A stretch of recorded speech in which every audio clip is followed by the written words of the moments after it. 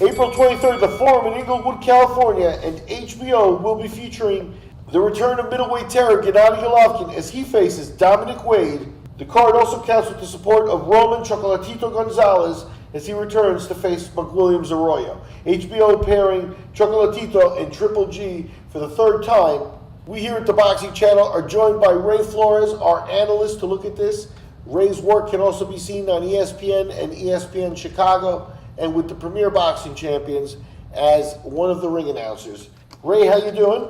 Yeah, I'm doing fantastic, really. I mean, my goodness, the late winter, early springtime for boxing, man, this is going to be a fantastic couple of weeks and couple of months for the sport. I agree with you. The calendar for 2016 is starting to fill up. And one of the fighters that recently announced their return to the ring that everybody keeps an eye on is Gennady Golovkin. After a lot of talk of potentially facing Canelo, and then Canelo announces he's fighting Khan. He was potentially fighting Bernard Hopkins. There was a rumor that was going around. Golovkin falls back here, and he's taking on his mandatory challenge in Dominic Wade. A lot of people disappointed by the fight. What's your take, Ray? It's a mandatory. So you have to, what do you want Golovkin to do? Canelo is going to fight Amir Khan. That was not a mandatory. It's a big name, big money fight. I know that the name of Dominic Wade doesn't necessarily please many people, but it was mandatory, but it was given by the sanctioning body. So give him credit for going ahead, and you know what, Dolan, give him some slack, is what I'd like to see. Because the governing body, the sanctioning body said, this is what you have to fight. He goes, okay, I'll go ahead and I will fight him. Because I want to keep my title. And you know what, who are we to say, oh, you should fight this person? He wants to keep his world title, so let Golovkin do it. And what do you think of Dominic Wade? What do you know about Dominic Wade? Because a lot of people have a lot of questions. Well, here's what I know about Dominic Wade, because I ring announced a fight that he did on Showbox back in June of last year in 2015. It was promoted by TGB Promotions. He narrowly got a victory over Sam Solomon by split decision. His boxing skill, listen, he does a lot of things very well. I'm not going to say he does things great. 18 wins, no losses, 12 wins coming by way of knockout. You know, you went ahead and he got a unanimous decision over Nick Brinson. He's gotten a TKO victory over Eddie Hunter, who's a guy who many people have fought. Also went ahead, and as we look at what he did against Deshaun Johnson, unanimous decision, he's just a solid fighter overall. Yeah, and for the record, Sam Solomon, a former world champion from Australia, is over 40 at this point, but really a veteran presence, and as you say, his last victory over a former world champion. Exactly, and you know, as I look at Dominic Wade, aside from Sam Solomon and even Nick Brinson, he hasn't been tested much during his young career, but he's 25 years of age. The kid is out of Maryland, and he just understands of what it takes to win. He really dug deep against Sam Solomon, and I know people are going to say, well, that was Sam Solomon at Old Stadium, but he's former world champion, as you mentioned. I think that Dominic Wade is going to be a tougher test than David Lemieux, and hear me out as to why I say that. The first time David Lemieux got punched and got pushed by Gennady Golovkin, he was merely in survival mode.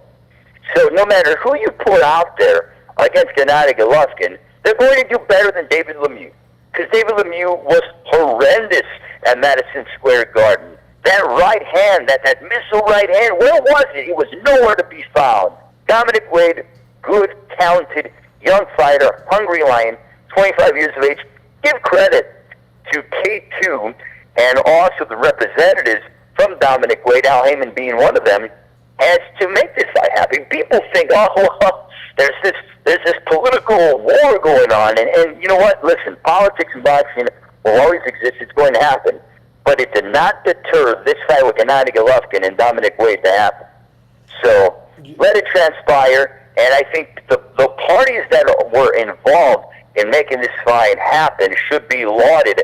Everyone, and listen, on the other side, when it comes to, if you look at it with Canelo and also Amir Khan, people are saying, oh my goodness, you know, let's go ahead and laud the parties involved, and, you know, great for Golden Boy, and, you know, that's good for them for making that fight happen.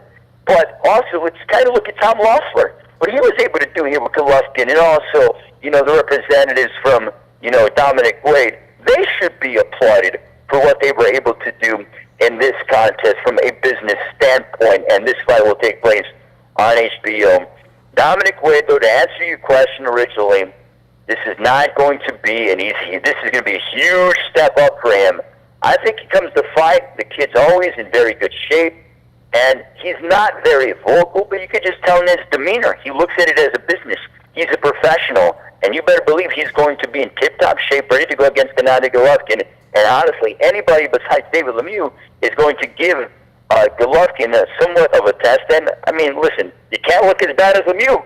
And Tom Loeffler and K2 Promotions getting together, make this fight as you deserve. Let's watch the fight. Let's see. Wade hopefully can bring more to the table than we've seen. Everybody wants to see Golovkin challenge. And Loeffler and K2 also getting together here. They're putting Chocolatito in against McWilliam Arroyo. Chocolatito teaming up with Gennady as a gate attraction for the third time, as stated there. And this was a bit of an unexpected matchup because Arroyo, 16-2, decorated amateur. He fought just once last year, and kind of a surprise name coming up as an opponent for him. Still, looks to be an exciting fight. What are your thoughts? You know what, Miguel? I know that there was a couple of names being bantered out there, but I don't mind this fight for Chocolatito. I think Chocolatito, he is being, lauded as one of the best, if not the best, pound-for-pound fighter out there in the world today. Finished up Brian Valoria at MSG, the co-main event of Golovkin and David Lemieux. Finished off Edgar Sosa at the Forum as well when he made his debut on the undercard of another Gennady Golovkin fight when he defeated William Monroe Jr. So to keep Triple G, big drama show, and Chocolatito together, I think this is a recipe for success. That Williams Arroyo is going to come to fight. He had a split decision victory over Amnat Ro Ingang back in Thailand in 2014 in September. He's fought all but one of his fights in Puerto Rico, making a stateside debut. There's going to be a lot of pressure on the 30-year-old, but if there's a guy who can rise to the challenge, especially in the flyweight division, to give Chocolatito some looks that maybe he hasn't seen before, I think it could very well be McWilliams Arroyo. What I love about Chocolatito, though, 44 wins, no losses, 38 wins by way of knockout.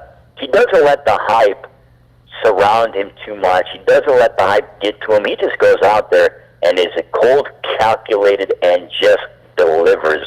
Very much like that of Gennady Golovkin. We're going to find out if McWilliams Arroyo is up to the challenge of colliding against Chocolatito. For as long as it lasts, it's going to be a fun fight because anytime Chocolatito is on my television screen or I'm in the arena, you better believe it is going to be a barn burner.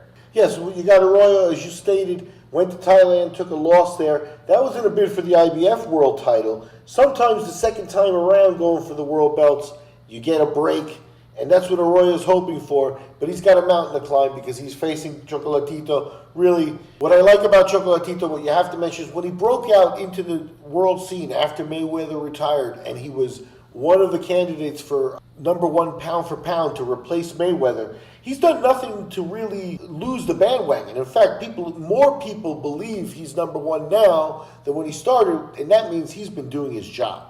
No, he has been. He goes out there, any opposition that he fights against, he finishes them off. I mean, listen, especially fighting here on stateside television, HBO, impressive performance against Edgar Sosa. I mean, just the tools that he has. Brian Valoria gave it his all. On his best night, he probably would have beaten many other flyweights, not Chocolatito. This kid is 28 years of age, in the prime of his career.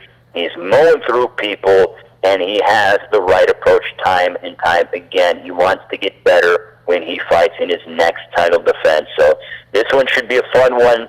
I can't wait. Hopefully I will be there, Miguel. And Gennady Golovkin, Dominic Wade. That is K2 Promotions partnering up with TGP Promotions. Both outstanding promoters, both promoters really looking after the fighters. And then we get the Roman Gonzalez, Chocolatito, McWilliams Arroyo fight. I think we're going to get a fantastic undercard as well. Miguel, listen, get me closer to April 23rd. But we got a lot of fun things before then. But man, oh man, April 23rd is going to be on fire. And that's going to be at the Forum in Inglewood.